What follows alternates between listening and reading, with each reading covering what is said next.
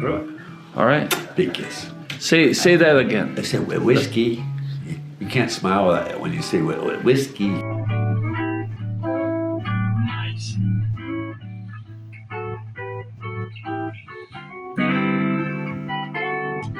Yeah, listen.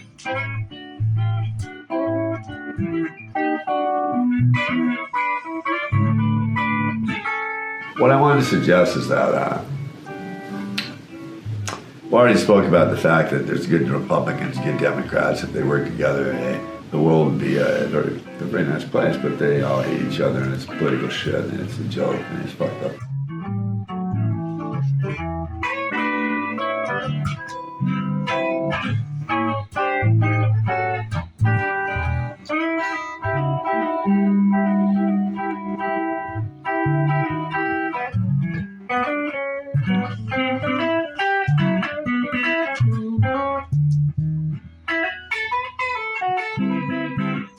You recording me, asshole? Put this in the book. Fuck you. Hi, Gigi. The man that pays all your bills loves you, gonna make you a millionaire, and shut the fuck up. Finally, he's talking. Superboy? Mm-hmm. I'm sitting here with Gigi, the author. We're working on this book or video, whatever we're going to. Too much we put this information to. But I was explaining to him all the information and history that I read and studied. Was quite intrigued about Social Security, the beginnings of Social Security. Because like I discussed, and we'll discuss in the book, that when everybody came here, the beginning of America on the East Coast, everyone worked. There was not one person who didn't work. In fact, if you were a degenerate or something, you should take to the outside of town in a wagon and throw you in the dirt and say, don't come back until you clean yourself up or find another town. We don't want you around. So everybody worked. If you were missing a leg, you were on the patio of your porch making butter or ice cream or mopping the floors of the house. Everybody worked. Nobody had a free ride back in those days when Eisenhower started Social Security. Per my studies, the very first person to start it was an issue with a black lady that was disabled. I believe she had some children, but it was not because she had children at all. It was the fact that I think she was divorced and she was in a position where she couldn't work. And it wasn't her fault. She wanted to work, but she couldn't work. And so she was the very first person to ever receive social, I don't want to use entitlement, or social money to help her, Social Security. It was, I don't even know it was called Social Security then. I think it was social disability. But she was the very first person to receive funds for her condition. And then eventually more and more people found out about it, and they had similar conditions or possibly made up conditions, and it grew. And then it morphed into, I can't find a job. So, I lost my job, I can't find a job, I have children, I have to... And so they started, it grew to help people. Obviously, like many of these programs were originally designed with good intent, but they tended to grow. And as everybody knows, if you heard anything about Social Security, it's quite a big program, and it's billions of dollars going in and going out. And it's been more and more difficult because it's being more and more used, like a better word, because of the population growth. And quite frankly, quite a bit of crime associated with disability and many other issues. So as it grew, it became more and more expensive, and there was more and more criminal involvement. Literally, Social Security being given to people that were never reported passing away, and somebody would just keep collecting their Social Security for years. In many cases, years and years, which is a crime, obviously, but it's been done. I've heard so many times of it being done, it's absolutely ridiculous.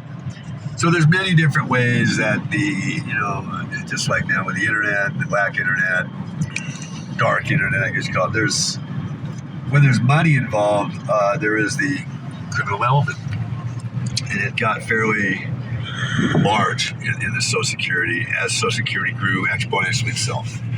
So, the bean counters say you're supposed to die between 55 and 75, 80-20 theory. So it's 80% of most people do.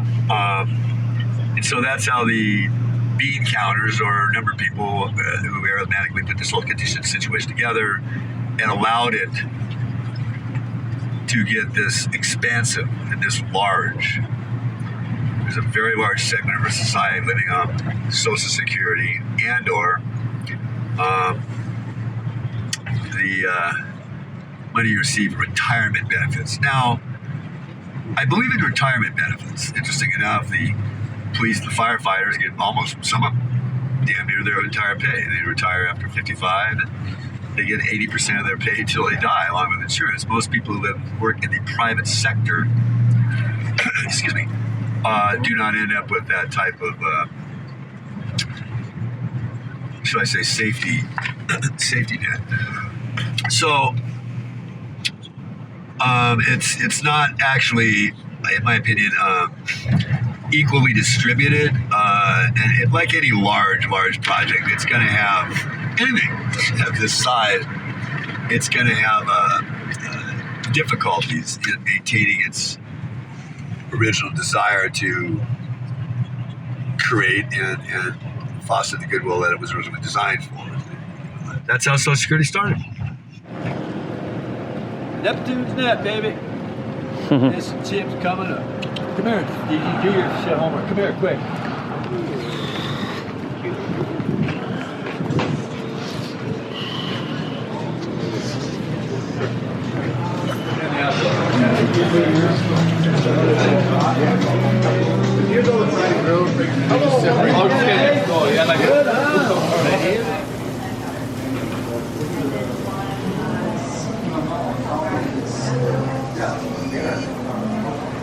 I'm too busy. I got one day growth going. Can I speak with you? Yeah, go ahead. How are you? Good. Good. So am I. Things are going incredibly well. Pick up my trailer tomorrow. Get all the paperwork for the trailer, the boat, and the car. Sent down to my connection. That way I live in Costa Rica there with the Canale family. Have a family again. Pretty exciting, mate. I had my cousin Pumpkin. I think you guys spoke to her. 92-year-old surfer girl down there. Yeah. What's your name? Kyra. Really? K-I-K-Y-R-A-H. Kyra. Why did she say it like that? When you got it right? Kyra. I'd like the steak now. Okay. Medium before. Sure. Hey, Gigi. Yes, I'm really glad we came out. of course. Oh, this has hit me just right tonight. Yep. Yeah. Don't hit these. I told you 5 times. If you do, you won't go out again. Right. Please hurry. I have to steer the boat. I don't have time to fiddle fuck with you tourist passengers. See, I'm already getting the... All right.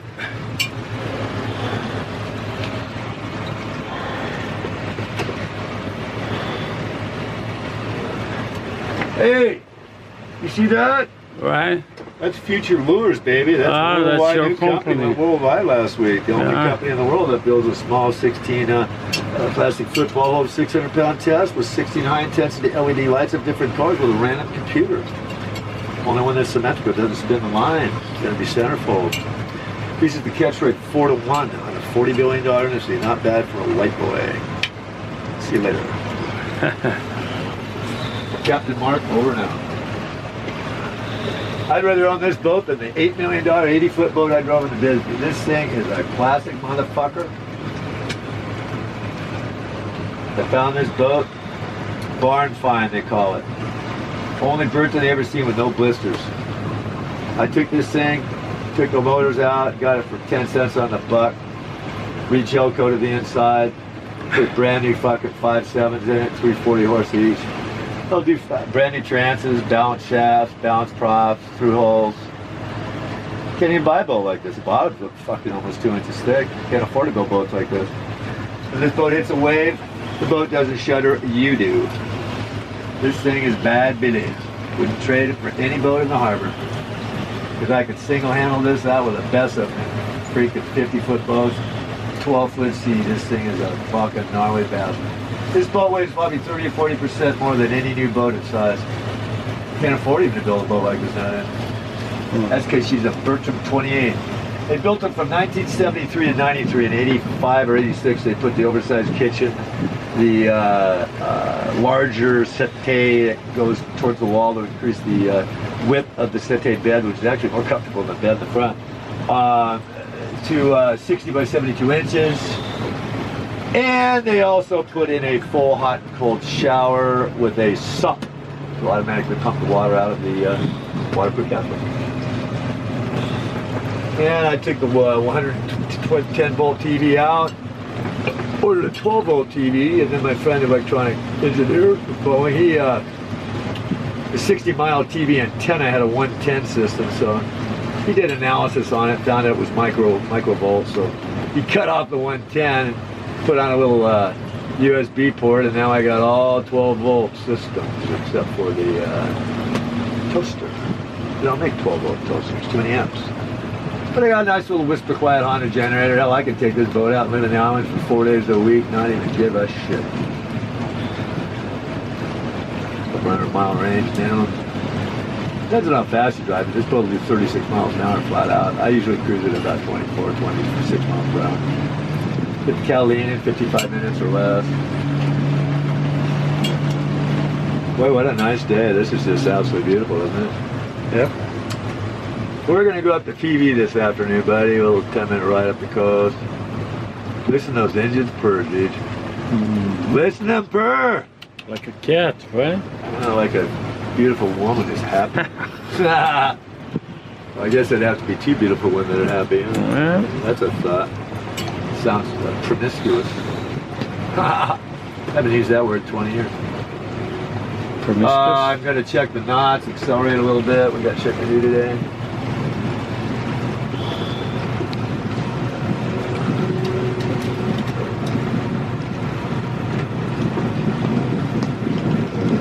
Five one, right up the money. Because I wasn't born yesterday, honey. Yeah, I grew up Newport Beach. My friend and I, when we were younger, anyway, from 8 to 12, 13-year-olds, we ran Newport Beach, man. We had full run of the Balboa Bay Club before it became ritzy land, or the rich and famous. We'd take any boat we wanted out that was small on the beach. Hell, I took care of a judge, can't say his name, boat and his daughter. I always prejudice, keep going. And we'd go on the Bay Club and charge up cheeseburgers and milkshakes to other families and stuff. Those are the days. But I really like the memory of jumping on John Wayne's trampoline in the morning when I was about 12 years old. And here comes John out in his underwear, big man, you know. What the hell are you doing out here? You woke me up, God. We jump over the wall like little fucking squirrels. Yeah, it was a fun time to draw up. Duffy Boats, played football with Duffy Duffield. His father was very famous. He was one of the top quarterbacks at USC for years, and he got the nickname Duffy. His real name is Marshall Duffield. So was his son. Both of them were called. Well, the father was nicknamed Duffy, and they nicknamed the son that I went to school with, played football with, and voted a little bit. Very nice young man. He was a mayor of Newport Beach for a while, and now he's pretty much does whatever he wants right now. But it is interesting. There's more people looking into electric boats, like a hybrid car. You know, they could have an electric boat. A very famous guy, the man, Stanley Dashow's son, who invented. Stanley Dashow is the man who invented credit cards. Very interesting story. He was a guy who worked for not IBM, the other company. He worked for the cash return, NCR. And he worked for them for many years. He was an executive and designer. And he came to him because during World War II, they would send airplane parts, mostly, or parts to different bases.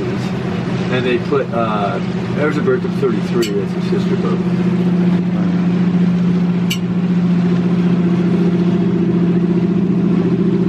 They would put, Agapadan!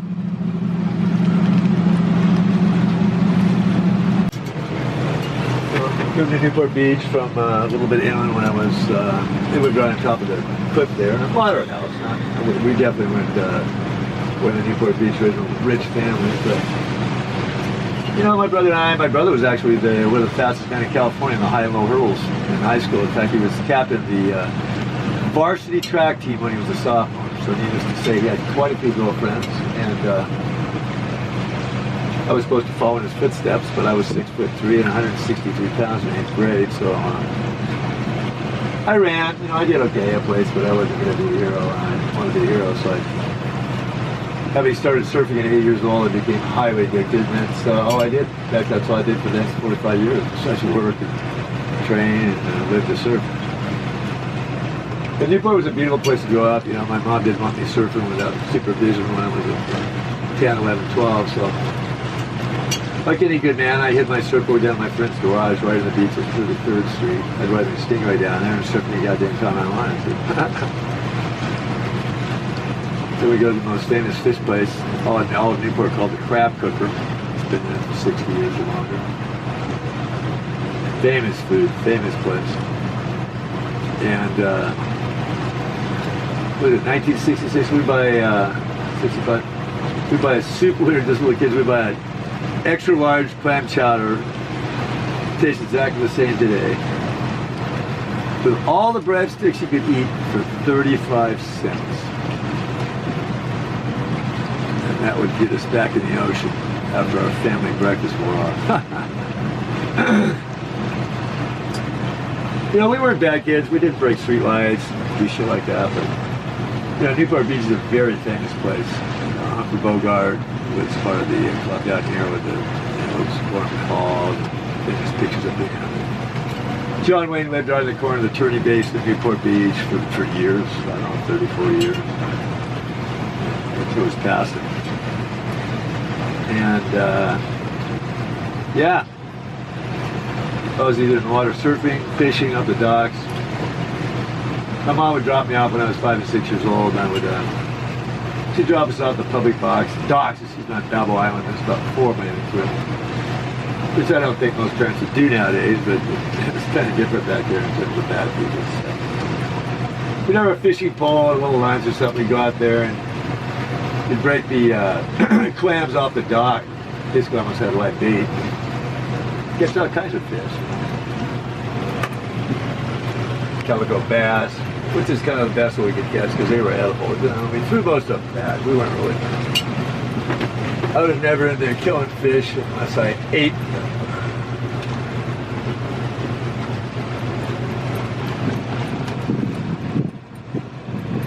Anyway, it was an absolutely wonderful, wonderful place to grow up. My first job, cleaning latrines at the beach station, the Shell station, 50 cents an hour. Boy, I was so proud. And then they figured out that I can change tires and stuff when I was young, and they doubled my wages to have me doing all kinds of work, which was good for it. I mean, definitely work never hurt me in my life, that's for sure. In terms of helping discipline, helping education, you know, in a myriad of ways. Which is what I'm trying to kind of get across somehow to a lot of these young people that are, quite frankly, one way to put it, they're very spoiled. I mean, most of them aren't dilettantes yet, but they're, you know, like the guy told his dad, he goes, you know, Dad, you know, you need to buy me a car. You brought me into the world. I need a car for me to go see my friends, football games, go to school. Now, I don't know about who's reading this book or who's watching this video, but I worked 3-4 days a week from 3 to 11 at night after high school to buy my first car. An all beat up Volkswagen van for surfing. It was such a piece of shit, my dad made me to sell it. I think I sold it at a loss a little bit. And then it made me save up more money and I bought it. Almost new 68 Volkswagen van that some rich people bought over in Europe and drove it around about 1,200 miles. I had that for about 4 years. Until I saw a real bad accident where somebody hit one in the front and killed both people.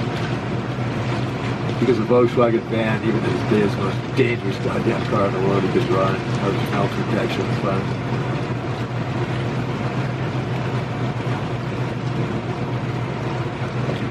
But when you're young, you don't think about that. You're kind of immoral. So you see a couple of guys killed in race cars or go-karts. Like my dad used to say, every time I went out and raced my motorcycles or cars or went in the desert, he goes, man, you kids, it hurts to get hurt, so don't fuck it up. But that's why I quit racing motorcycles when I was younger with the crazy, D&F students from my high school. That how would I describe it? Even at that age, that's what they had to be proud of. Not their education, but being out there enough to, even at that age, 15 or 17, risk their bodily harm to win racing motorcycles. And I raced the old track. It's gone now down in Chicago Canyon shit. And, I mean, these guys, man, one guy almost intentionally ran over my leg, and that was the day I said, I laid off for a while, got better and better, and then I started racing, desert racing. Where you don't have to be right next to some clueless, dangerous fuck to do it on your own. I've always kind of like solo sports, racing motorcycles, skiing. My mom was from Interlaken, in Switzerland, so my dad used to hold me between his legs when I was like 3.5, 4 years old. We used to ski. It's my brother that got, he was quite proficient at it. We skied every year, so it's a family deal. And a lot of fun. But surfing's the same as skiing, except the mountain moves much more, fun, and you definitely have to pay attention. It's not something everybody, either does or can get good at it. And some people, the idea for many, many years, they never really get the nuances of when to turn just right, generate speed. In surfing, it's called wave knowledge. You don't need mountain knowledge, just look down the mountain, static. The waves break, they break faster, low tide, reefs, they change, they're constantly changing. So it's a very mentally pleasing and exciting way to enjoy the sport of surfing. I have surfed very large waves. In fact, one day at Kinikini, the first place the big waves hit Hawaii, the very first piece of land. It was in the morning, it was the first swell, one of the first swells of the season. It was, I was jumping from 6 to 15 feet, and all of a sudden 20 footers would come in. And anyway, I got caught inside. You couldn't paddle around. You had to just wait and paddle out through the waves. And off the point, it wasn't a beach quite. And sure enough, there comes a 20 foot face, 25 foot, 20 foot of white water. And my first thought was, I could drown right now. So I hyperventilated, dove down the bottom. Well, the worst thing in the world could happen. It was only 4 feet deep. So if you imagine a fly in 100-mile-an-hour winds, that's kind of what I felt like underwater. I got sucked out the bottom, my hand was cut to bits on the reef. I went unconscious for a couple seconds, and luckily it was floating to the surface and coughed out full lungs of salt water. And it dragged me in, cut depth probably 70 yards or something underwater. Of course, I became a dying or died in that place. And I came up and was kind of beside myself, so I obviously went in with no shape to go back out. And I sat on the beach, kind of teared up, or wondered what am I going to do? And I realized if I didn't go back out, and luckily I'll never surf big waves in the morning in Hawaii because it's not organized. Something about mornings. When the waves break during the day, through the day in Hawaii, they seem to pick up a more clean, consistent condition. So luckily for me, I manifested the mental and strength, desire, and I went back out, got maybe through pretty big waves. I thought, that's it, I'm pretty sure about it. But that was quite a day. That was a little memory.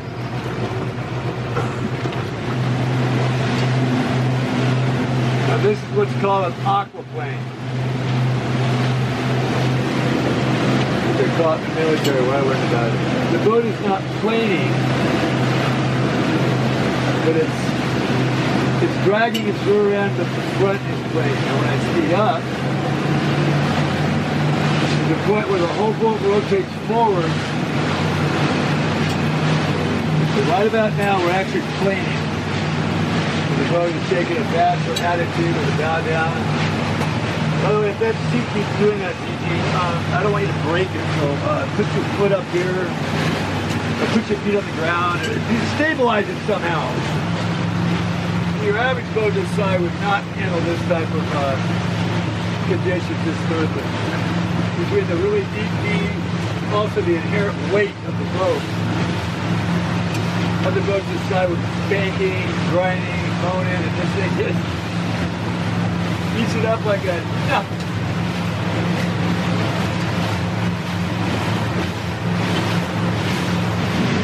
Yeah, trim tab. So I can make the boat flat. Get the speed. See how the port side's down a little bit? Yeah. Left side, watch this. That's about 30 miles an hour right there.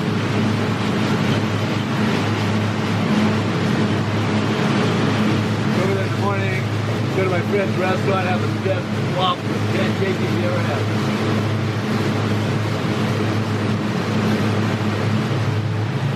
Boy, she sounds good. This is happening. All brand new, everything. Every goddamn pipe. That's what you get. 5 years of perfect fun. Oh, fuck. If you know what I know. If you have the connections I have, too. Anybody, I got 82,000 in so it's over a couple $100 grand. I'd say your average person would have 150 now.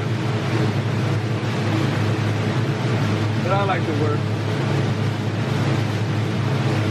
I spent at least 4 times for my secret sauce getting that orange shit off the deck. Like I said, it's secret sauce. I can't tell you about it. I have to say. Oh, this is what I needed to do.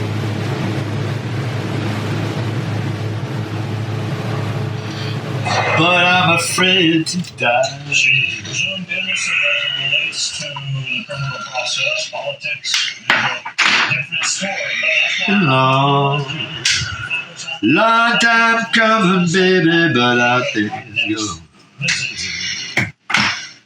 sounds good to me, Secretary. Yes, I do. You too. Open South Carolina. Governor Henry McMaster joins us to discuss So- the upgrade. I have something to say. I want to suggest how, like, you made the really nice example along with me today. I think I brought it up and then you substantiated it. Let's say you have a river that's 30 yards wide. It's running. Let's say you can't even swim it. You might get washed down the river. Well, you might want to go to the other side, but if you might lose your life going to the other side, and you might find an area that has little rocks that you can walk across safely. Because as far as I know, most people aren't Jesus Christ and walk on water. And I don't want to speculate, I'm just a dumb pilot. I don't know if the river was running hard when Jesus walked on water or not. That's a question I might want to ask someday. They did say that when the river parted for the Jews, that every 400 years with the right tide, the right wind, the right everything, it could have happened.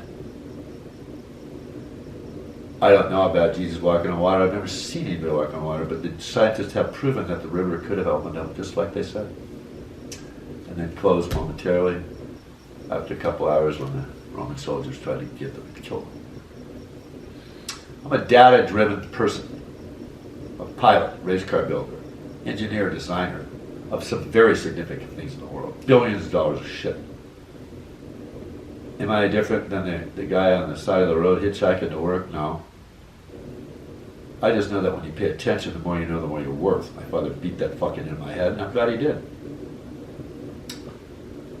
He said, I don't give a fuck whether you're a ballerina or whatever the hell you do, son, but you know, sex is 0.005% of your life, and you're going to be working 80% of your life. When I was 18, 19 years old, and I quit welding the next day and became a draftsman and then an engineer and then a very successful salesman designer of billion-dollar equipment. So I was so busy kept saving lives with my family and backing people up and everything. I always felt so comfortable with my ability to create patents. Sold my first business at 13. I took over my steel business, $4 million of debt, pull it out, went CNC, because I went from manual operated machines to computer numerical control when they said that. See, the government also said that at one point. They said, well, you can have a corporation now, but if you run what's called single head CN machines or manually operated machines, we could break the corporate barrier. And the Mexican guy that doesn't know anything about how to set the machine up said he did. Die breaks, shoots in, kills him or tears off part of his body, and he gets to own my home. So we said, no, we're not doing that. So my brother and I went and researched, and we were one of the first people to outfit our entire shop with CNC, computer numerical control machines. Because the more and more things go on, all these people that don't really want to know anything still have to have jobs. And I still have to have people run my company, which is now sold, and I did quite well on it. Now I can maybe start a charity or something for kids. I love kids. Kids are the next us. Out with the old, in with the new. That's how the world works. However, if the new comes in and they're all a fucking bunch of woke fucks that told their dad, I have to buy me a car, he brought me into the world, and I need to go to dates, go to school, and I don't know. I had to work 2.5, 3 years after high school, 3 days a week from 3 to 11 at night to buy a piece of shit car that wasn't even good enough. My dad made me sell it. Luckily, I found another Volkswagen bus from some people brought it back from Europe for $1,900. And I owned that till I saw some people hit something and they were both dead and lost their legs and shit, and so I bought a real car. They're fine Volkswagen buses, they're also the most dangerous fucking car on the road. So that's my favorite saying. What I'm suggesting to you is that if you're trying to cross a river, you might want to cross a river. And if you're not Jesus, I'm guessing you're probably not, you might want to find an area with some safe rocks to take incremental jumps or incremental thought out routes. So it's a realistic crossing and you also won't die. But see, the government doesn't do that when they implement laws. They say, we want you to have zero emissions. Well, NASA couldn't do it. Why would my father's plant be able to do something that NASA couldn't do? But they told him straight out, either you do it or you're fucked, we're closing you down. Really? Do you know that same year, 650,000 jobs doing furniture recycling, refinishing went to Arizona? They gave free streets, named the streets after them, didn't have to pay taxes for 4 years. Are you fucking kidding me? The only reason I didn't move to Arizona is because one, I didn't want to move. It was going to cost me over $1 million with all my equipment, my 25,000 miles of wiring and air hoses in my shop that took 15 years to finish. I didn't have the juju, as they say, or the guts, or the time to move. I just addressed the issues and did the best I can and won. Stayed in California when the surf is, because I've been a surfer since I was 8 years old. Quite fucking good at it too. I surfed in the OP, Malibu Invitational, Hawaii International. I love surfing. It saved my life. There's days I thought things were pretty fucked up. I'd go out, sit there in the afternoon, going surfing, you see a beautiful sunset. That was it. I was cured. Happened more than once. The ocean's a very beautiful, majestic place. It covers a lot of the world. And people don't realize that 70% of all the smog and the bad shit in the world from the atmosphere comes from the ocean, from dead fish floating to the top. People are so fucking misinformed, it's stupid. My friend works on fucking climate change. Did you know the ice that's melting on the other side of the fucking deal, it's growing? Now, I don't know if that's good or going to tilt the earth. I don't know a lot of things. But I think that this little blip in the fucking the kind of atmospheric change and everything, it's more political bullshit. Do I think there's bullshit in the atmosphere? Yes. Do I think it's going to kill us in the next 10 years? No, I don't think so at all. This has probably happened maybe 30 times in the last million years. But you see, some of these people think that they know what's going on. You know? I like it when Jackson Brown said in that song, everybody walks around thinking they're safe or something. Then it rains for 12 days straight, and there's cars floating down San Diego on the freeway, and people die. It's kind of interesting. I don't want anybody to die, but I kind of like when the shit hits the fan with rain, mud, because people realize this is not fucking Disneyland. Everybody flashes that little silver knob on the side of their toilets. Millions of homes that I can see from the 405 freeway. and their shit and urine and all their crap just goes away. And they take that for granted. The infrastructure, the amazing engineering of man in the last 100 years is unbelievable. From wagon to jetliner in less than 120 years. Are you kidding? And now the intelligence of the average human being is, even the average human being is growing. Even if they fight it. Even if you fight it. You're subject to learning how to use your iPhone or your Android phone, or you have to rise to the occasion or you're just left behind. Even if it's just for fun and social bullshit. So it's going to be very interesting next 10 years. There's no fucking doubt about that. And being the hopeless optimist I am, and we can talk about that later, about Maharishi Ji and the 10,000 year and all that shit.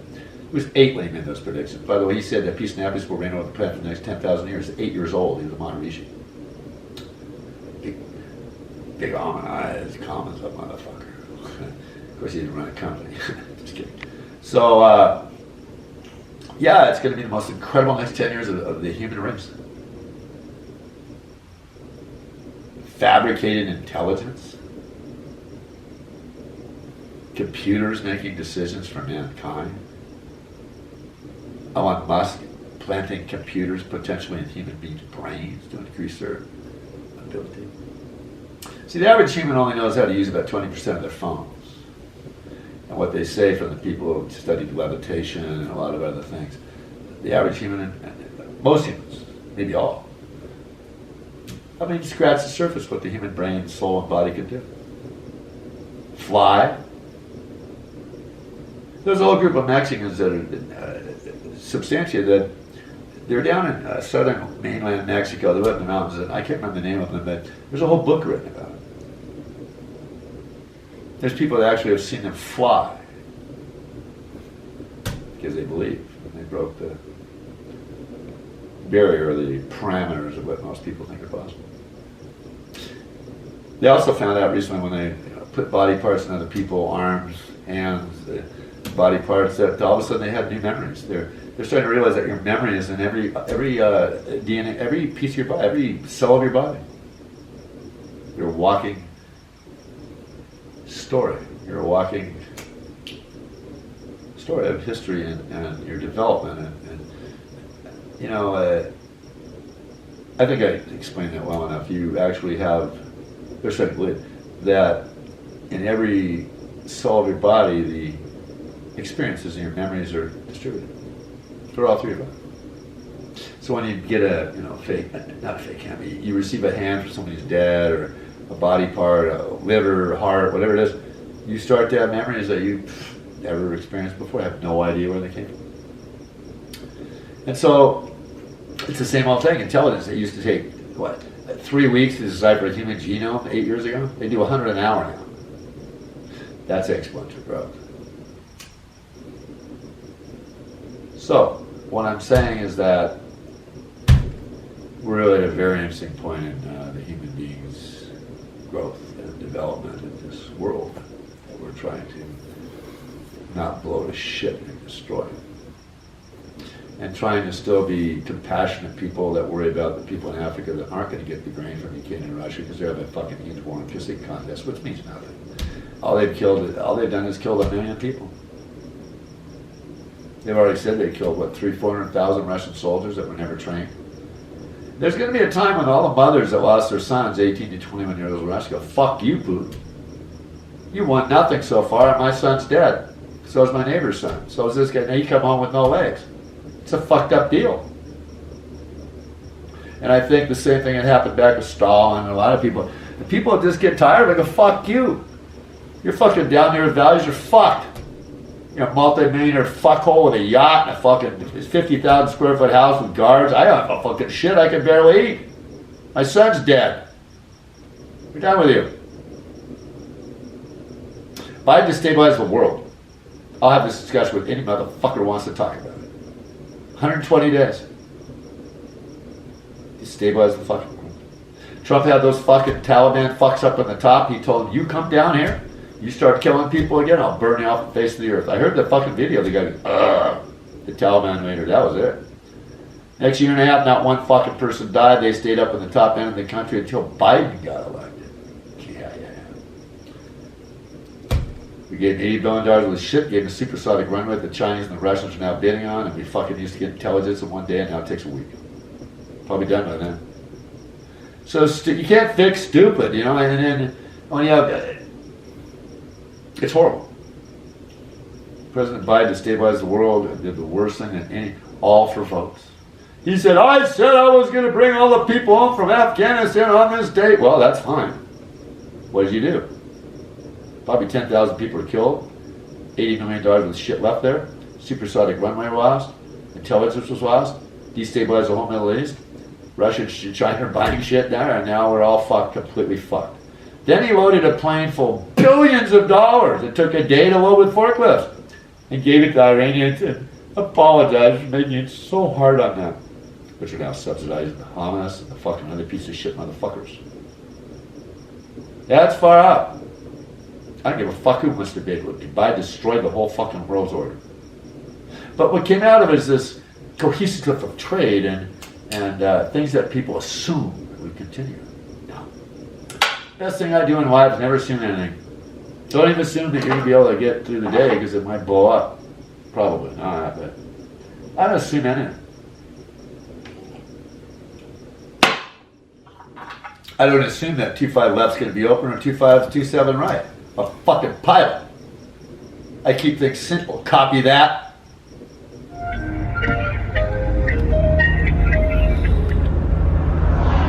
Hey Mark, so it does not appear I've got a 3434 in sum-up prep, but it's possible if you know the name of the suit, we could have them.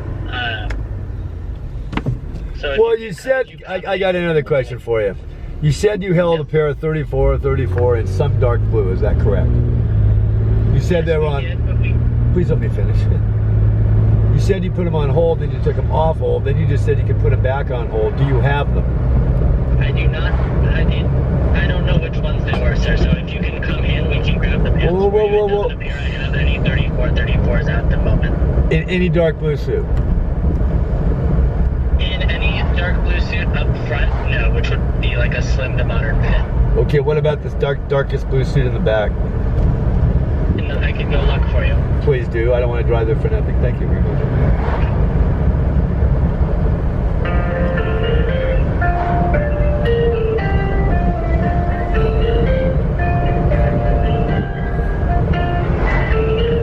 Hey Mark, it does not appear we've got any 3434s in stock at the moment. All right. How late are you open? We're open until 9 o'clock. Thank you, sir. Yep.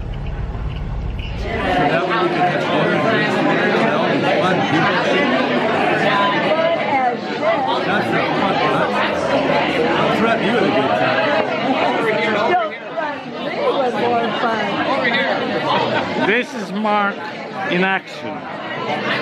Camera is rolling. Is that a video or a still? He's rolling too. That's right. He's back in Santa Barbara. Here we go, lovely lady with him.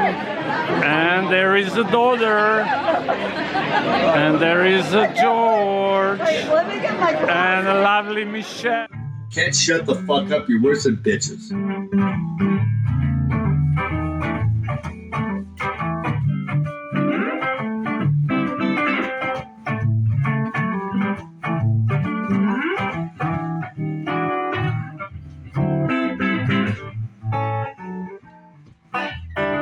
Can I just get back to G? See, I was going to talk about something very esoteric and very deep, but what I like to do is get back to Gigi.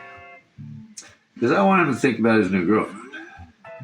And I was really mad, Gigi, that you were interrupting me when I was trying to give you a compliment and another compliment, and you couldn't shut the fuck up. You can publish this, you don't give a fuck. Nobody speaks as succinctly and unball as I do, Gigi. You never will. I'm going to finish. So I go over and meet these three blondes. They all seem to like me before any fucker showed up. And I said, this is my table over here. Do you mind if I have a bad foot? Can I put my drinks down? No. So I went pretty fast after that, you know. I race cars, I fly airplanes backwards. I did build research and development for Porsche and shit. Dumb shit like that, right?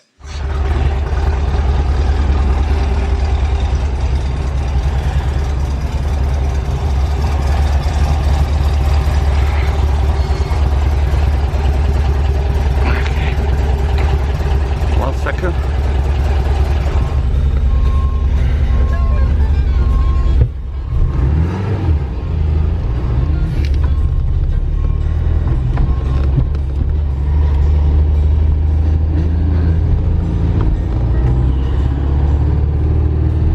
Air-cooled motor, it likes to be. I'm gonna take care of it before I start, well, racing it around.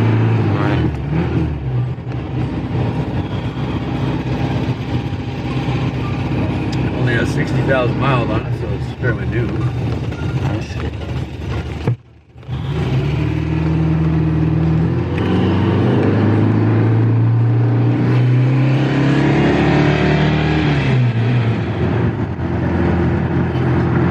Is that brand new, man? 63,000 miles. 1,200 miles a year. Very low mileage car. It's amazing. Certified by Porsche, that's brand new. So they do issue certifications, right? For state of... No, what I'm saying is the car was taken to a Porsche certification center, which is very unusual. Alright. And they measure the paint every 4 inches, and they check the whole car out. Oh, I see. It's about $2,000. It's certified by Porsche has new. It's never been modified, Right. screwed up. It runs like it. Fun car, man. Beautiful car. It's got all brand new hubs put on it with the Fuchs wheels. Right? Acrylic tires, balance system. At the front and rear end aligned by one of those famous shops in California. Right. Of course, it's the best.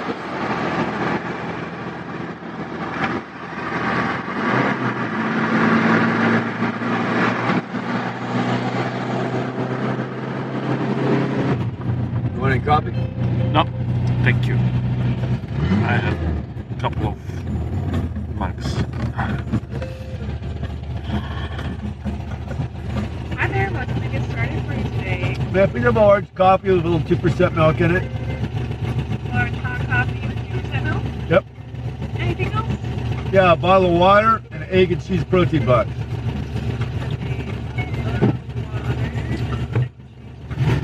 Got it. Thank you.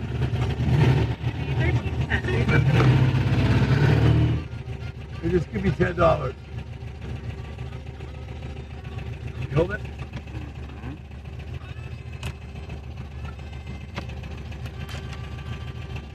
Thanks.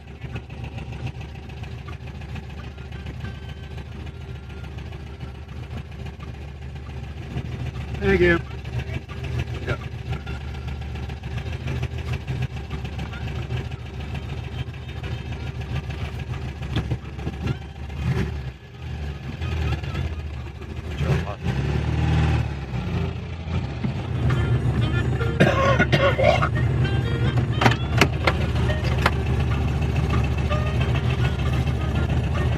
Can't believe it. All these people want me to wear this shit up the top every time. Yeah, they don't care. It's fucked up. It's gonna be fucked up. That's good.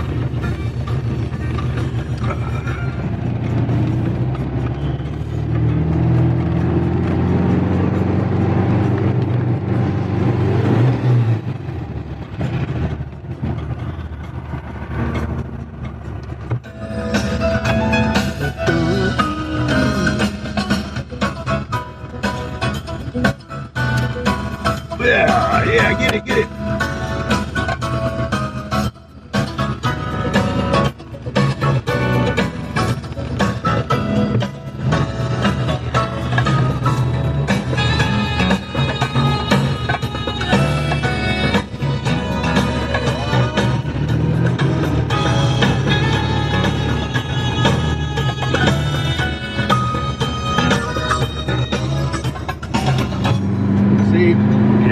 not that powerful, but the gearing Yeah. is really fantastic in this car. You know, it's not too long, it's not too short. Sure. Like what? I can even put it in second gear as long as I'm going this fast. Look at that. It doesn't cough or bark, you know. It's just got a really, really nice transmission system. See, the 72 had the old, what they call side linkage. Right. This got real sloppy right away. This is 73. This has the 901 trans with the end linkage, which is very clean. This also has the 914-6 bigger brakes. This is the car of the year if you want to buy one. So I bought it. 50,000 miles. Certified brand new by Mr. Porsche. A 1973 with 50,000 miles. Roger that. Our own David Benoit, Freedom. There's a new Porsche for you. The name of the tune. Is that a V8? Is that a V8? Good girl. Celebrating the black preaching tradition and its deep connection to gospel music. One of the most influential music genres in American history, gospel explores the soundtrack of black spirituality. Gospel premieres Monday, February 12th at 9 p.m. on PBS Surf. It's my house up that channel there. See the blue boat? Yeah. That's where you turn left, go to my house. Oh. That's called turning base right there, see? Yeah.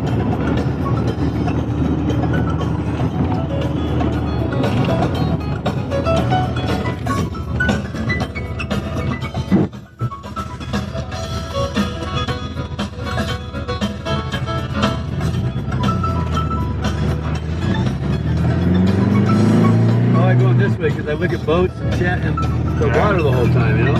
Why take the main road? And you can take this road, right? It's nice. Isn't it nice? It's like Miami or something. Yeah. But cleaner and prettier. It's a dump.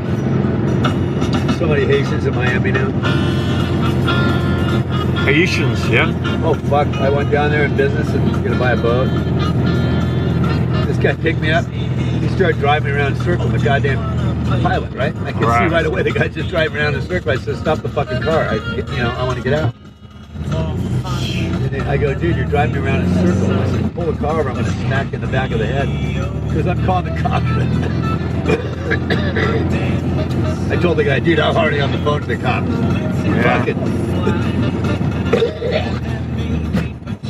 He turned the lights of his car out and punched it. Oh, man. Turned his lights out and drove off fast because I needed a license plate. Thief. Yeah, I heard Miami's getting pretty ugly. You know, there's 100,000 or something in Miami. Wow. They got all the taxi driver, waiter jobs, thievery shit.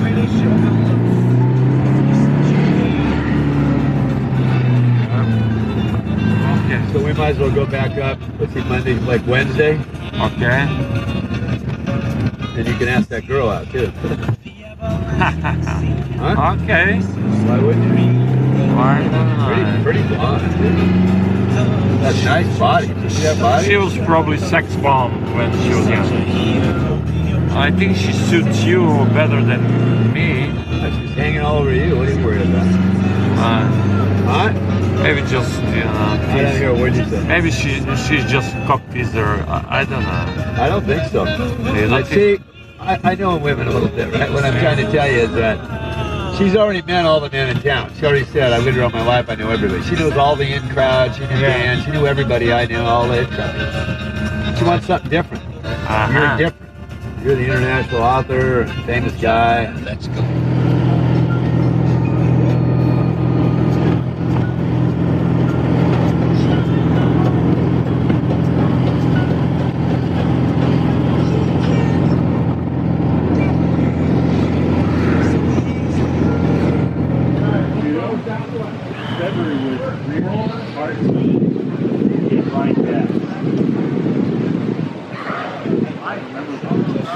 Alright, I'll see ya.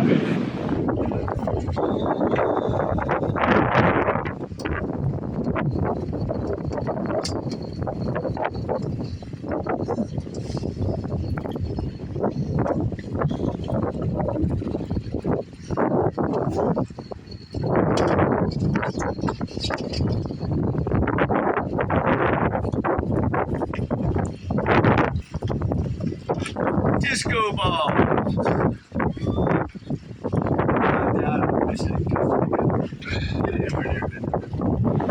Hey, wait a sec.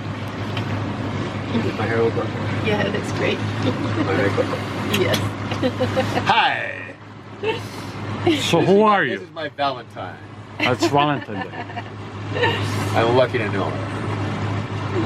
Being the hopeless, respectful, romantic I am. That's right. The hopeless, respectful, romantic. So would you say your name?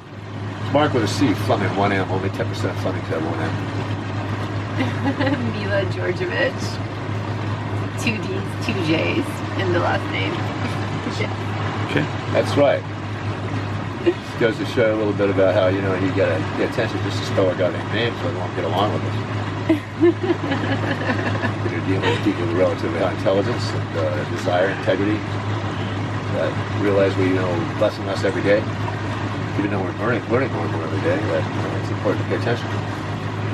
That's why I drive 80-foot, $8 million boats. After I was a little bit afraid coming in the harbor, it was narrower than the boat. It's all right. The boat is long, excuse me. So here we are, we're going out. It is now, let me guess, it's 4:15. Oh shit, 7 minutes off. Yeah, we're going out on this nice little day here. I'm gonna actually stop over to the gas stop, get some gas. And they have other drinks, booze, which is some nice appetizer. I already shared that with you. Yeah, you You're did. stuck with either a New York or a ribeye tonight. Oh, that's great. That's perfect. Are you sure? Perfect. Yeah. Yep. I would walk to the store. Yeah. That's what I found. So we're going to my friend's gas dock that took my new future lure out, and he fishes quite extensively. And he went to the backside of Catalina the first day, and there were 4 boats middle of the day, which is a terrible time to fish for yellowtail. Nobody was catching anything, and the second he hit the bottom, he caught a 30-pound yellowtail. And yes, he put a testimonial on my site, futurelure.com, worldwide last week. Wait, how many pounds was the yellowtail? 30-pound yellowtail, nobody caught anything that day. Wow. And then he went up the coast and proceeded to catch a couple tuna with no Oh my egg. goodness. Yeah, I've caught 4-1 in Costa Rica, Lucky. beautiful. 4-1. Yeah. Well, it's a $40 billion industry, so just imagine. Yeah, exactly. Probably put a dent in that, huh? Yep. Plus, I showed one to the editor of Veneer, and they went all the $6 magazine, saltwater and wine. The president called me back 2 days later. He goes, "You really have this? We've been talking about this for 8 years." He goes, "You're going to be in the center bowl." And I said, "Okay, just my arm." In a previous video, we discussed, I presented how that, when everybody came to America, even before 1776, when pretty much it started as a legal, recognized country, at least they tried to make it that way in that day, with the Constitution and Bill of Rights. Everybody worked when they came here on the boats. There was no Social Security, there was no guarantee. If you were crippled, you made butter on the deck or scrubbed the floor, and everybody else worked. Most of your food and everything came from 25 miles away in a wagon. And then there was the event of the automobile, which is the Model 8 Ford, which first ones were trucks, and that way they could, truck things from, for the rich seafood from San Francisco to LA. And also that the small ranch or small makeshift towns, whether they became fairly large quickly because of the gold rush or whatever, they finally had to get police. A lot of crime. There were bank robbers, probably the famous being Jesse James, finally got shot up with his girlfriend and everything. But I wanted to discuss the fact that America, as of my math right here, is 248 years old. That's the Constitution. And back then, we didn't have cars, and now, less than 250 years later, we're going to the moon. We have, we're all driving fancy cars on beautiful roads and all these opportunities. But the one interesting thing is if you compare socialism to democracies, and I guess the longest democracy in the history of the planet's been 250 years, so we're getting ready to break the record here. The one thing about a democracy is that if you work hard, in my opinion, I've seen all my life, is that you can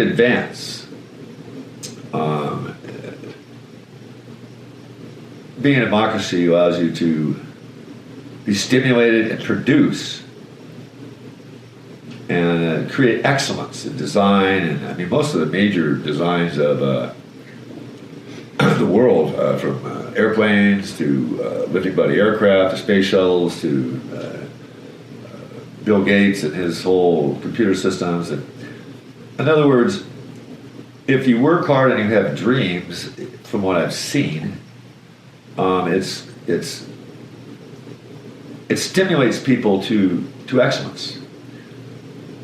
Now, an interesting tale I'll tell you. I saw a story where it was about 5 years ago. A very large train came up the tracks in kind of a backward part of Russia, and they went to investigate it. It was a American there with the camera or something. And they were asking the guy. He goes, well, why aren't you supposed to check the tracks? And he goes, yeah, well, I have been paid 3 years, so I don't go out and work in the snow and check the tracks unless we have to. So basically, you're working for a system which has a lot less opportunities, and that's what I'm talking about. In other words, you might work in a plant where, let's say, you're welding next to another welder.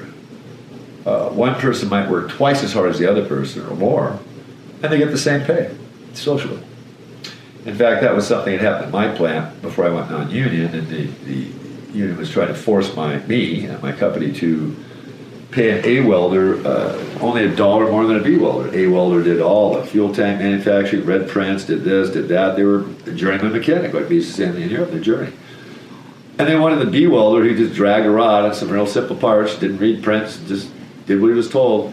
We made $1 less. So why would you want to advance to up to A welder? And that was one of our larger beefs, so to speak, with the union. And not to mention they wanted 25% a year for 3 years, which is 96% cumulative. And my sweeper in 1984 wanted to make over $20 an hour, couldn't speak English, and didn't know anything. So that didn't work.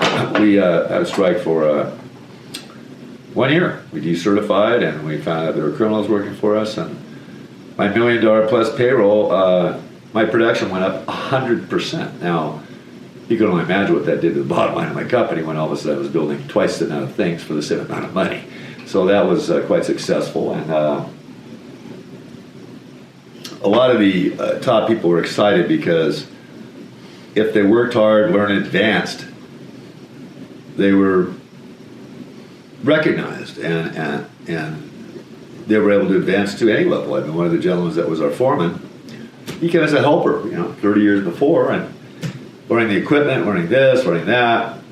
He was good at, running men, and his salary went up, 3 times to a just shy of an executive position. He was foreman, which is pretty much runs the old shop outside, along with the production manager.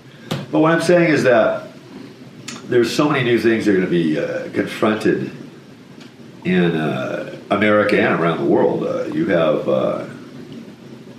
but getting back to the point about being stimulated and excited to develop things, it's a wide open. Your world's your oyster here in America. I mean, if you young kids who came up with programming ideas that lived in an apartment, next thing you know, they're multimillionaires because of their ethic, their work, their tenacity. You work hard to become a fireman or anything. If you show leadership and integrity and hard work, you will be rewarded.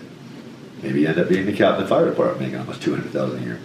But that example I told you about the train over in Russia, from what I've heard, and I don't know 100%, I haven't been to Russia, but my friend GD here has, and other people have, and I don't really think there's the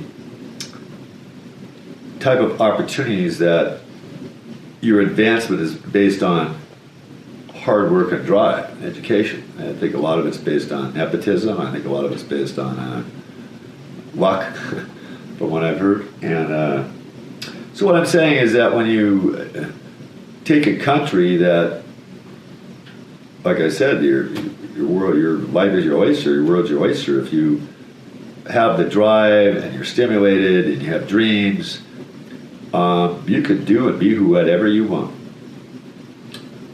If I'm the person that was working, the one comedian who makes, hundreds of thousands a year. He used to be a taxi driver. And so he became a comedian and was recognized, and now he's a very highly paid person on TV. So to net it out is that, like my dad used to say, after World War II, you could walk down the street over in mainland LA with the growth of the baby boomers and probably get 5 jobs in one afternoon just by asking for a job. It's become more difficult now, population explosion. So that's kind of what's happening too, and you've got this other problem with the policing of the United States. Everybody's probably heard about the terrible things that happened in 2022 and 23 when the BLM, the Black Lives Matter group, came in and really promoted violence. And they pretty much destroyed a large part of Oregon. People were killed. They tried to burn down the federal building. And not one person what I've heard was arrested or really prosecuted. It was just actually there was a lady who was in California government who, I won't mention her name, but she promoted it. Like, get it out of your system, She's a black woman, and I have nothing against blacks. I used to live in Barbados with blacks. I had a great time. They worked for me. And I have zero racism in my life. I find it very fascinating. But it's changed along with the Social Security. And now, I mentioned in the last video, Social Security's got so big when it started off just to help people that physically couldn't work and had to take care of children, to now immigrants are getting Social Security without even being citizens. There's one story I read where the one gentleman wasn't married to his wife, and she lived in a different house. She was an immigrant. She had 2 children. Between the 2 of them, they were able to make $70,000 a year doing nothing. And I find that difficult. A lot of hardworking people pay a lot of taxes, and it's getting more and more difficult to get by. And it was just, the more people you have, the more strain there's in society, and many different nuances. But the one thing that's happening, in my opinion, is it used to be in the old days when I was high school and this, that, police drove around in Dodges with police uniforms on, without bulletproof vests and high-powered weapons in their car. And I think what happened is the police force is realizing that population per policeman has got much larger.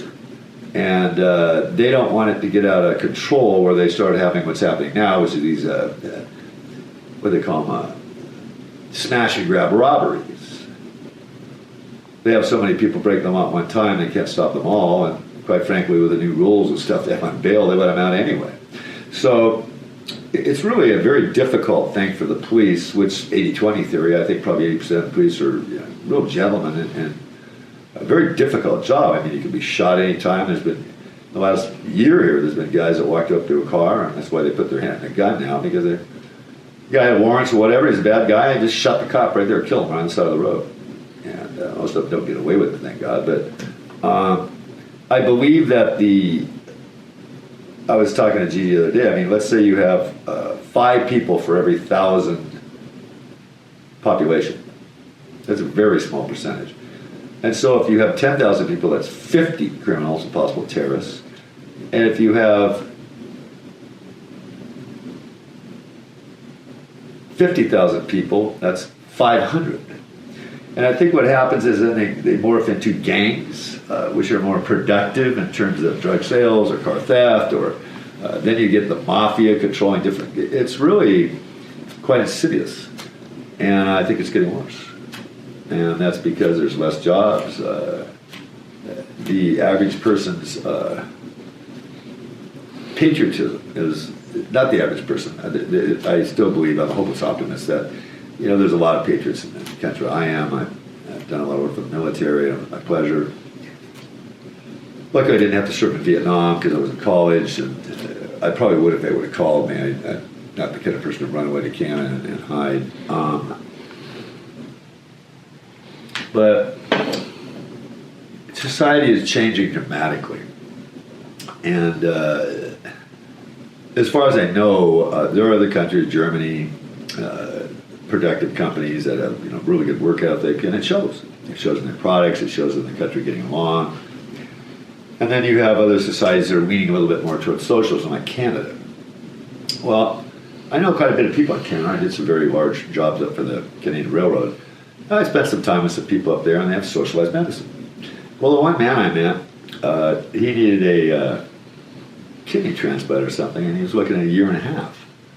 So it's a burden. They have a lot of people, and they're trying to take care of everybody, and it's a nice way. It's kind of like you're seeing other things are changing. You can want things. You can want to get across a 100-yard river without getting wet, but unless there's stones to step on the way and you're doing incrementally, it might get out of hand, which is kind of what happened to Social Security, in my opinion. So now there's professional thieves who have figured out how to, from the guy whose relative died and never reported it, now he's been getting Social Security a couple thousand a month for 10 years. There's just a lot of room for error because of the quantity of people. And I think, like the IRS, with computers now and everything, they're able to engage with people more in terms of trying to stop, what do you call it, that type of crime, whether it's stealing from the IRS or Social Security. But more and more people, more and more strain in society. And so really it's going to be a variance in the next 10 years, there's no doubt about that.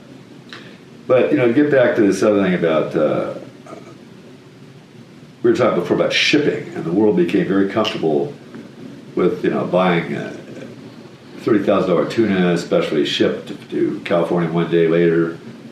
And what's happening now is, right now as we're talking, the Houthis are, I think it's Houthis, they have drones and they're bombing the ships that were taking all types of products through the, I don't know what that means. What does that mean to you? What does that mean? Does that mean stop? No. Oh. There's the route, I believe it's Mediterranean Channel Sea. And so now I just heard as of today that a lot of the larger companies don't want to lose $1 billion ship, and they don't want to lose the cargo that's on it, and they're actually now shipping stuff all around the Cape of Africa, which doubles the price of shipping. And but it's really sad to hear that a lot of the very large excess or unneeded rice from Russia, Ukraine, and those types of places is not going to make it to Africa this year. And the Red Cross is warning of mass starvation and that type of thing. So what's happening for the first time I can remember in my life, and this type of shipping around the world only became really prominent in about the 40s, the 50s when it started. But it, like everything else, graduated, like nothing's, everything's fine. Well, it's not, because now you have trade wars, you have China financing their companies to beat our prices, and there's quite a bit of it going on, and it's going to be some major change coming up. People talk about isolationism to, like Mr. Trump wanted a little bit more of that. He was not isolationist, but during Trump, it's kind of interesting. He was the first president, was a businessman, quite frankly, and even though I thought he was crude and a little bit egotistical, we did have the lowest unemployment rate, the lowest interest. The Chinese were actually paying us billions of dollars in taxes for their products instead of kind of cheating, really.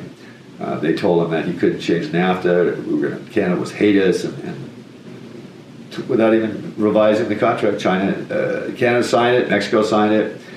And so he had a lot of, just like when he said to NATO, he goes, look, if you guys want to be in NATO, you got to pay your fair share of defense. I think it was 5% of your gross national product had to be for NATO and for protecting other countries. And the other countries are paying less than a third of that and had gotten away with it for years. So being a businessman, once again, he was kind of a crude guy, an egotistical guy, and this and that, but he's a businessman. He didn't print money. Like, see, in my business, if I can't make money, I either borrow it or make it. I'm not able to print it. And so now, with all this, we want that, our national debt here in America has gone cuckoo. It's ridiculous, and we're leaving this type of problem to our children and the next generations, which And I guess I want to finish up with, could you imagine if the Democrats and the Republicans actually worked as hard to get along? I mean, there's good people in both parties. You know, I'm not naive enough to think that all Democrats are shitty and all Republicans are shitty. But it's kind of sad because even some of the friends I talk to, if you tell them you're a Republican or you relate to that party and they're a Democrat, it's like you're a not good person. And so I was just going to suggest that before I end with, could you imagine if the Democrats and the Republicans tried as hard to work together as they do destroy each other? Now, I'll leave it at that right now.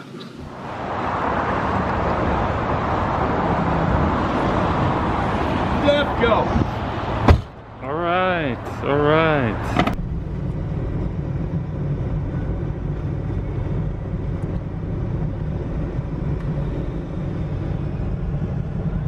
Elon Musk was over at one of the most prestigious or more important meetings of leaders of the transportation industry and whatnot. And they were discussing the future, and Elon Musk came out blaring his mind when he said, quit demonizing the oil industry. We need oil. And what's more interesting is these people that, you know, want things. Biden, I mean, here he closes down the Keystone Pipeline. 1,100 jobs dramatically lost, probably 100,000 people indirectly, daughters, sons, grandpas, restaurants, hotels, everybody. And then he allows, which Trump shut down, the pipeline over in Russia. So now, instead of being energy independent, because I guess Biden didn't realize that air goes around the world, it doesn't sit right over California like an air-conditioned house. And so now the oil goes all the way across Russia, and if Russia spills, I'm guessing, I'm not going to say negative things about Russia, they have enough problems. But I'm guessing from what I've heard and know, Chernobyl, everything. So all of a sudden, if they have a 500,000 gallon leak out in the middle of the desert, I don't think NBC News and People Magazine and stuff are going to be there filming it. They might not even clean it up. So fix it and pump some more. So what I'm saying is that, you know, Biden wanted this, but what he did was that now the oil comes from Russia, goes on trucks, pumped onto ships for thousands of gallons of operational. The ships have the worst, cheapest diesel they are, rent low speeds with this crude diesel, won't even run a regular diesel engine in cars. And then they get the ships over here, 1,000 miles away, park them, hundreds if not thousands of gallons to pump the fuel off, to get in trucks and drive it around the United States. Now, if that isn't the stupidest fucking thing I've ever heard, I don't know what is. And so, electric cars, I don't think in the long run are going to fly. Not for a long time. You can buy them now. I think they're going to be worthless in a while. First of all, it costs twice as much to get rid of a battery than it costs. If you buy a solar panel for $100, it costs $150 to get rid of it. It's got contaminants, bad shit in it, for the environment. So, what I think is probably going to happen, there's going to be an explosion in which makes most sense to me, is hybrid vehicles. In fact, I was responsible for building the stainless steel tanks for Al Gore's hydrogen-powered bus. Actually, it had a fuel cell on it. It ran on water. You pump water in the tanks, the hydrogen system turned it into propulsion fuel, and that was the hydrogen bus. There's hydrogen. They just found out up in Canada, after years of work, I'm sure, that they can take hydrogen, which is highly explosive. You've probably heard of the hydrogen bomb before. But they can take hydrogen, once you can transfer a liquid to a fuel or gas, and they can change it to what's called green ammonia. And they found these huge, multi-million gallon underground salt caves where they can store it. Latest stuff this company's come up with. So it's safer to handle. You can store it easily and safer. And they're looking at supplying Canada, the eastern United States, and most of Europe with this type of hydrogen. Now, a hybrid car is where you have an electric motor, and you also have a drastically reduced size of your fuel engine. There can be hydrogen hybrid, gas hybrid, diesel hybrid, solar, and combinations of different things. That they're making flexible solar panels, for God's sake. They make the roof of a car out of solar panels now. So, you know, if you're getting 150 miles per gallon or more in the latest hybrids, that's 20 times what cars were getting before. And now that all these fuel producing, electric producing fuel driven power plants, they are extremely clean compared to what they were. You know, they've got special filter systems, which I worked on one for the diesel engines, which captures all the emissions coming off the fuel tank and other places. There's so much technology being built that, you know, like you said, you can breathe the exhaust right out of a hydrogen engine. It's zero emissions. So I think there's going to be a big, actually General Motors just found out that their electric cars have gone way down. Their return on investment is nothing compared to their other vehicles, and they're going to slow down their production of electric vehicles. And so I think what's going to happen is we're really at a place where, you know, we've had gas cars for, you know, 30, 40, 50, 60, 70, all through. And then, and what almost shut my dad down is the California Resources Board wanted zero emissions in late 60s, early 70s. Well, NASA could do it.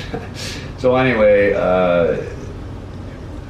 luckily he, and I'll discuss that in the video at a finer level, but yeah, I mean, if business could work as hard together with the people they're trying to apply these laws to learn, and not politicians that don't know anything about engines, combustion, solar. It's like they get these hairs up their ass like Newsom, and he wants something that, quite frankly, he can't have, but he's going to force it down people's throats. So if you can't charge your car on Sunday, but you have to take your kid to the park and you got to go grocery shopping, but now you don't have enough electricity, you're going to just say, fuck you, Goose, and you're going to plug it in anyway. And so here it is, a guy that's not educated, in my opinion, with a fancy haircut, a good rap, and he wants what he wants. He's just going down a dead-end road to his lack of education and working with the people that could educate him and come up with a more complete, integral, cohesive plan to do realistically what he wants. The other guy wrote the other boards that were very similar. You know, he likes them. Maybe I would say he's very aggressive, but I don't think he's more aggressive. Maybe he's just style. Maybe I like to serve more towards the center out. Okay. Yeah. I called PD and left a message. I said, look, I'm going to be up here this weekend. I'm picking that fucking board up. I was very nice about it. I didn't mean to make it sound like that. Even though might next time if I call me this fucking SMF, I might get a little more. Hey, what am I fucking shit? You know. That's good right now. He's fucking trying to make it back. Let's see. I want to go boom, boom. Here we are at the famous Cold restaurant for exceptional food. It's a very old bar. It used to be the bar for Joe's Cafe, which was very famous in Santa Barbara. And I'm enjoying some Macallan whiskeys. And this is the first time I've taken the opportunity to have a 12-year-old in my left hand and a 18-year-old in my right. So I'm giving a taste test of both of them, and I found that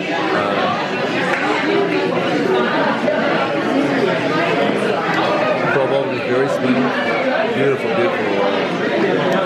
I think this is also the special cherry casket. Now this is the 18. We're borderline the most expensive stuff they have. They have a 25, which is very, they don't carry it. And when I tried the 18, when I first sample it, it's almost, it's smooth. It's easier, it's quieter, smoother.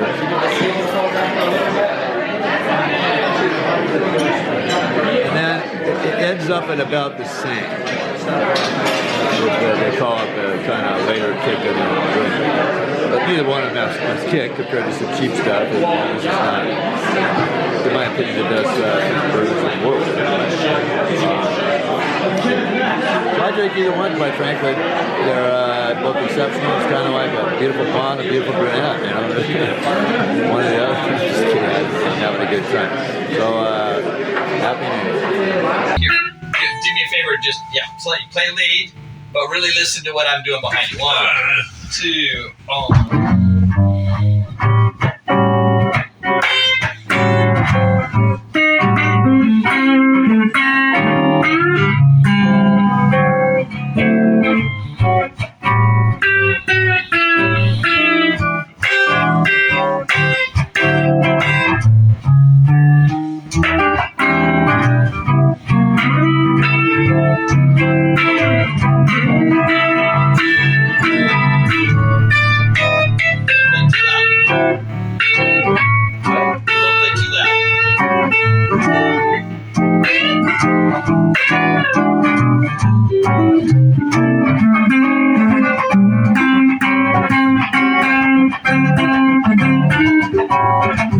Oh, yeah.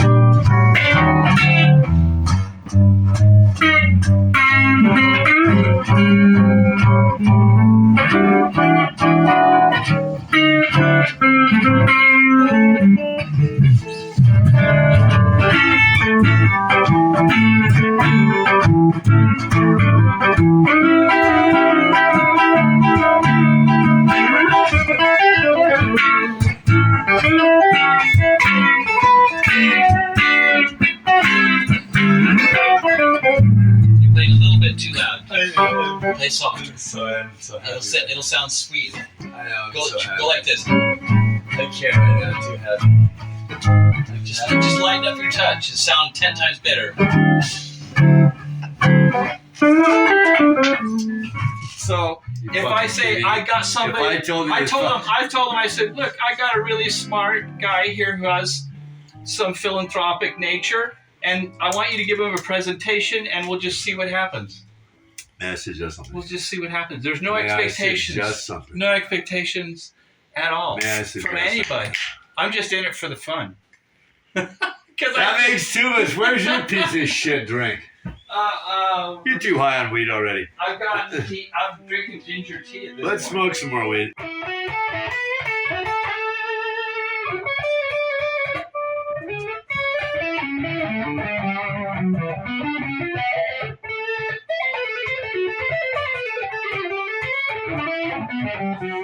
Never played my life guitar as good as you, but I'm beginning to get better, I'll tell you that. You fucking understand that, asshole? It's one of the, did you know, and this is sincere from my heart, my cousin, one of the biggest dreams I have left in my life is to play that thing the way I want to play it. I think I can. But this one, fuck, Sean's good, you're a genius, and I might even be like, as smart as your little toe. So, are you still listening, Gigi Superboy? Mm-hmm. Good for you. So I met these beautiful girls. I want them around the world. So I met them and I sat down and then I was analyzing the situation because what I've been trying to do by first people.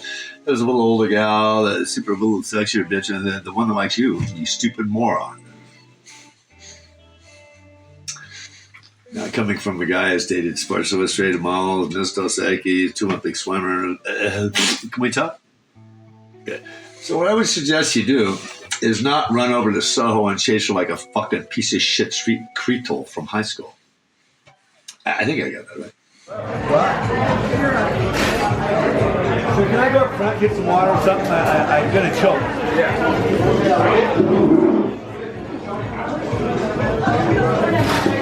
Nice restaurant, right?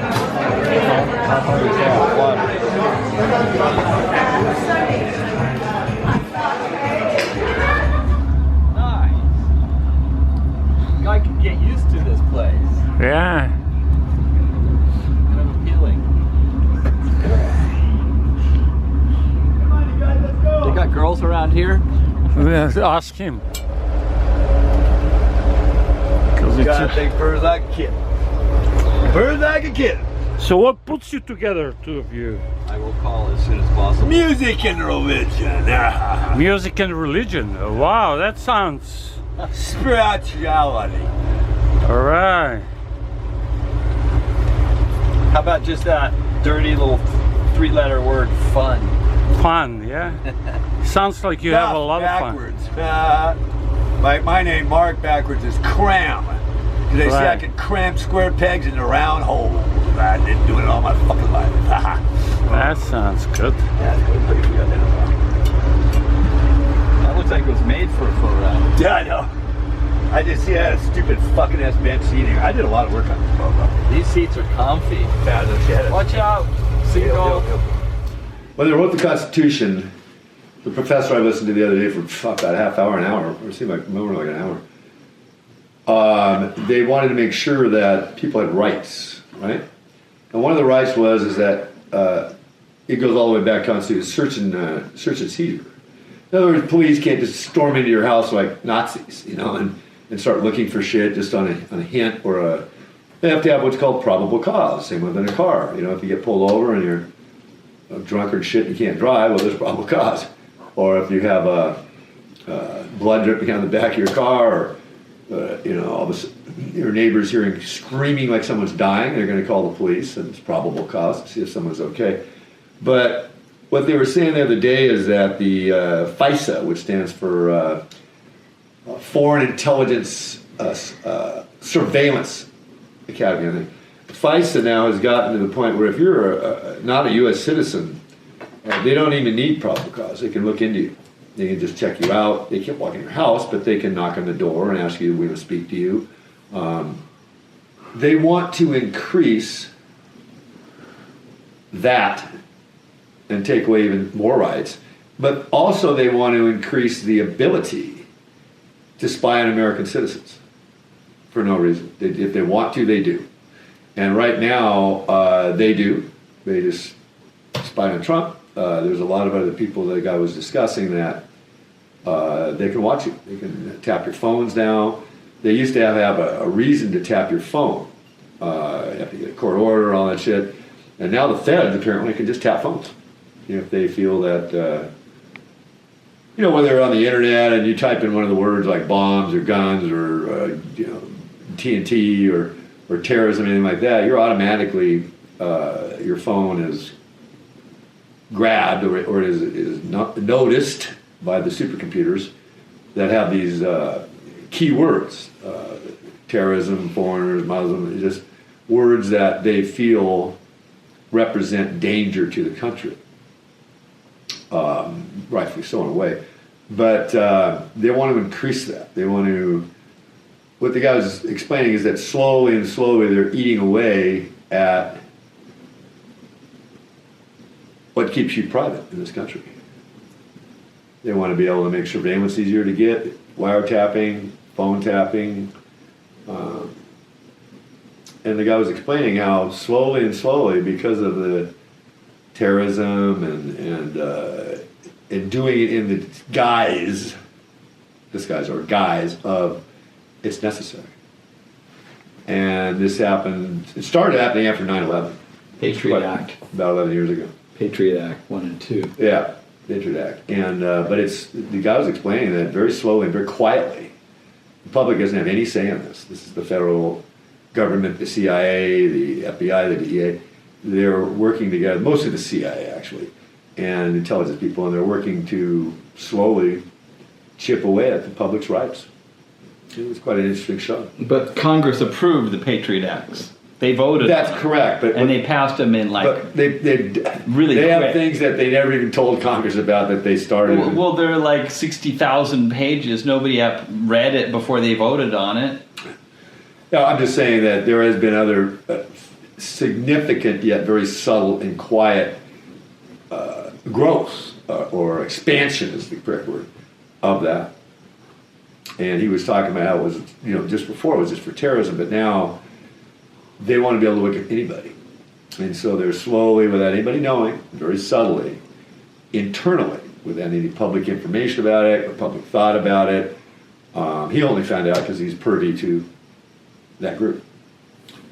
Maybe he was a friend in intelligence or something, I don't know. But it's like, when Trump was going to, when Trump was running for president, they had the CIA went to TikTok and they said, not TikTok, they went to the company that Elon Musk bought. I don't know what the original name was. TikTok. Did he buy TikTok? Yeah, and it's called X now. Yeah, I thought that was a Chinese company, I guess it's not. But he went to them, the CIA went to them before Elon Musk bought it. Shortly before he bought it. Before the presidency. And they ordered them not to talk about Hunter Biden because it was previous to the presidency. They didn't want, their excuse was they didn't want the same thing to happen to Hillary Clinton when just before the presidential race between her and, I think it was Obama, wasn't it? They, 2 weeks before the election, they went public on the fact that she had a custom company with sulfuric acid paid to come to her house and melt her laptop that had very sensitive information. And they also paid to have her phone scrambled. She dumped one phone in the acid, and so it was impossible to retrieve any information. And that, they said, was the reason Hillary didn't win, because a lot of people thought she was a liar. And not only a liar, she was actually doing international, extremely sensitive business on her cell phone, in her home laptop, with top secrets and shit on it. You know, and just to go on about her for a second here, you know, I don't know if you remember that thing over in Libya, but that organization, that base they had over there, was so dangerous. They had, you know, guys with submachine guns around all the time. And they called up and they said, look, we need to get out of here. We've just got rumors they're going to kill us all. We need help. We need an army, 50 people, something. She got 60 messages, never did a thing. Prove it. And then she said, well, the messages went to one of my secretaries. Never. What secretary wouldn't tell you that people call up saying that we're all going to be killed from intelligence we have, which they, in fact, less than 72 hours later, we're all murdered, shot, killed. So, you know, we can go on, but I'll probably leave you with this. Could you imagine if all the Democrats and Republicans, and I'm sure there's good people in both parties, and there's too many people not to be. 80-20 theory, right? 20% of every group's a piece of shit. But if the 80% of both those parties actually work together as hard as they work to piss on each other, could you imagine what would get done in this country? Yeah, yeah. Oh, kids, there. Take the job of life. Go, let's get it together. I want to dance, let's together.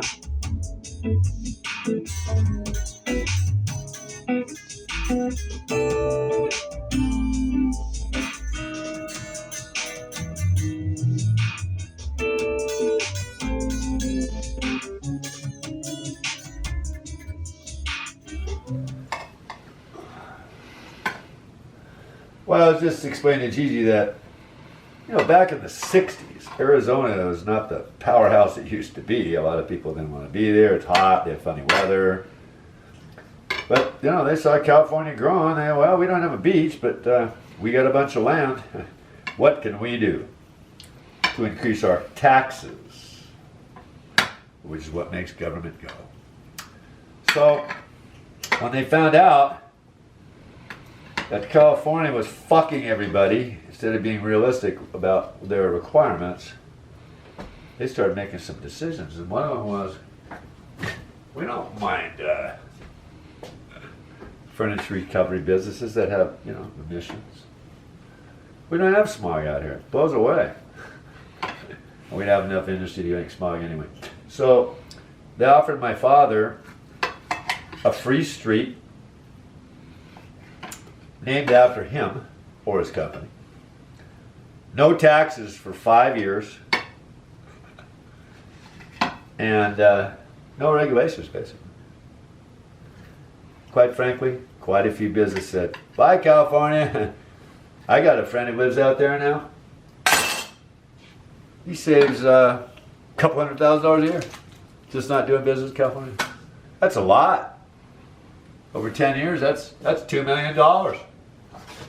That's a lot to some people. So there are a lot of business with, well, one was a big one, I'll tell you. One was a huge international company called Carrier Trenchcoat. They're one of the biggest fuel tank, excuse me, we supplied all their tanks, thousands. They make the refrigerant, well, first of all, Carrier Trenchcoat is one of the biggest air conditioning companies in the world that I know of. In fact, their nickname is called, do you have Carrier? Carrier Trenchcoat, air conditioning company. They built, probably still do, all of the refrigeration units that go on the bottom of 40-foot trailers that deliver food. You have to stay cold. And at one point, there used to be less than 2 blocks for Fleming Metal Fabricators, the city of Commerce, with about 100 and some people.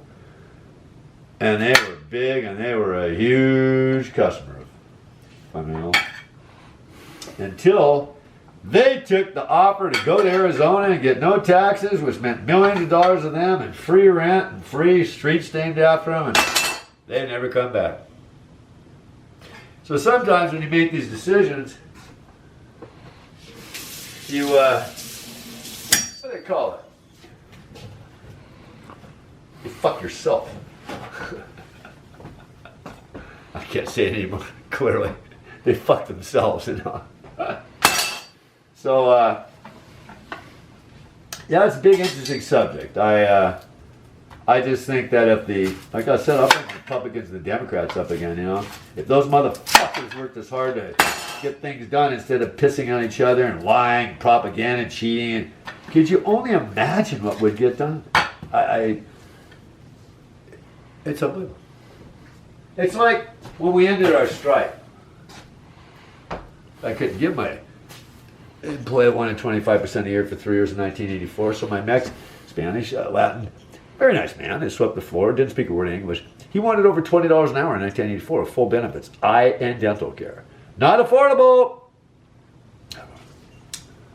So when we broke the union after 11 months, I drove the semis. A couple guys tried to kill me a few times, but I'm kind of a tough fuck, and they got out of my way when the 3 of them took me in the back and wanted to punch me out. And I said, well, listen, boys, which one of you assholes wants to go to the hospital first? And they walked away. Because I was pissed. You don't fuck with me. Nobody fucks with me. Nobody.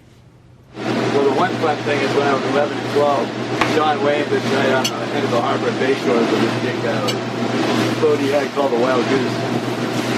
And I used to go down, jump over his front wall and jump on his trampoline next to the pool, and he'd come out his underwear and kick us off. It was pretty funny. We'd jump over the wall and run. You know, with your kids and shit. But I went into breaking streetlights or stealing cars or doing stupid shit like that. It just wasn't my deal. I was kind of afraid of the raffle. My 6'7" dad didn't do that shit.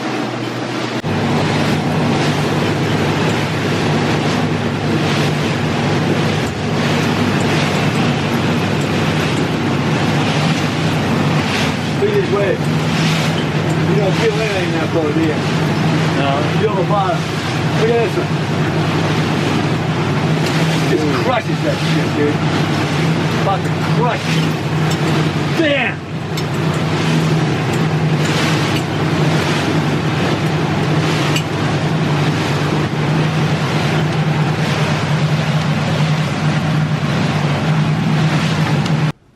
So we decertified. Guess what happened? Our multi-million-dollar payroll went doubled.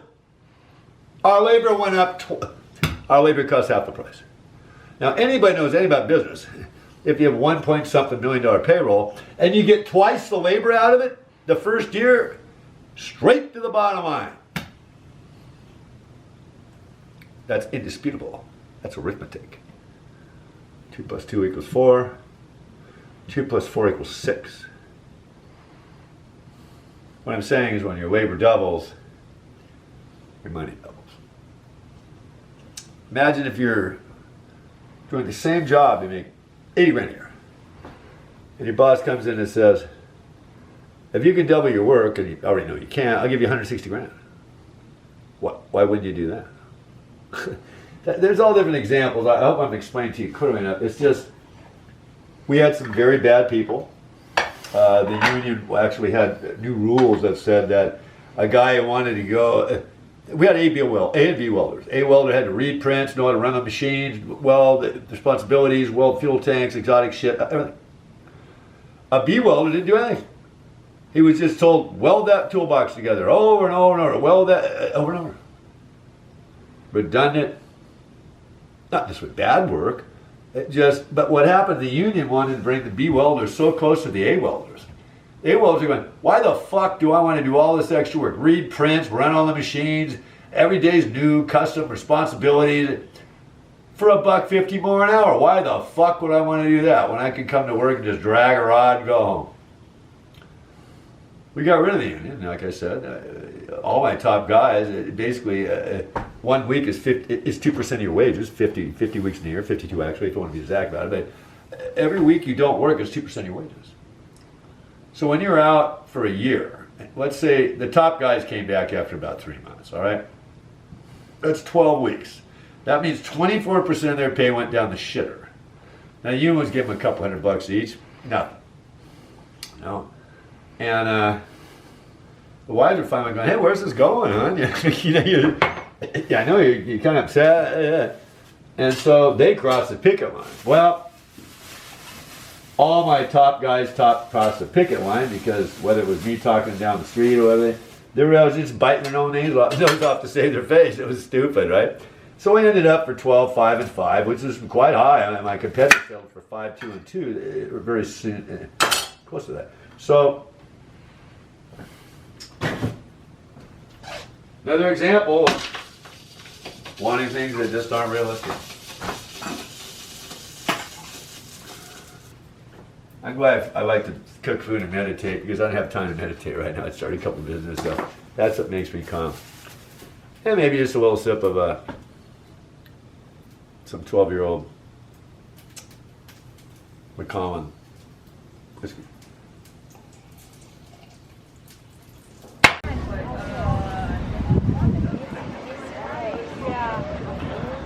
Time to go, Kokomo. All right.